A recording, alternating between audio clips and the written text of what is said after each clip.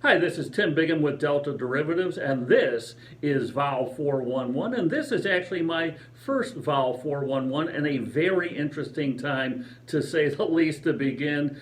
We have the VIX Index closing yesterday at the lowest level post-COVID following the Fed meeting with a 1923 close. Actually, this morning we saw it briefly print with an 18 handle, but as we speak, back above the 20 level. So we'll see if the VIX decides to stay above that kind of 20 level where it has been really for the over past year or so since the COVID crisis began in earnest, or if we enter back into that new regime of volatility where it was for a very long time, kind of bounded by 15 to the downside, 20 to the upside. Certainly saw some big VIX call buying yesterday as institutions, I think, jumped in and kind of started to put on some hedges against their portfolios, given the fact that stocks are basically at all-time high. And we saw VIX put-call ratio switch really on Tuesday. It closed well over 150. Yesterday, well under 0.5 as we saw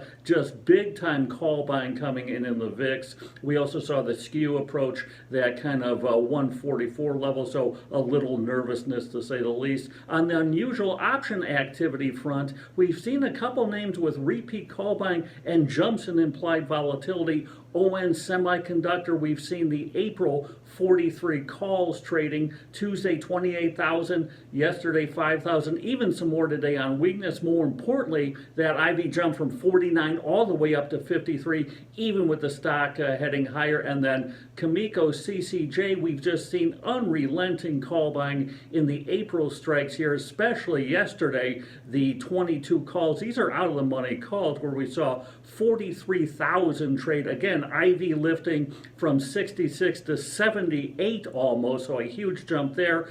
This is Tim Biggam, and this has been your Vol 411.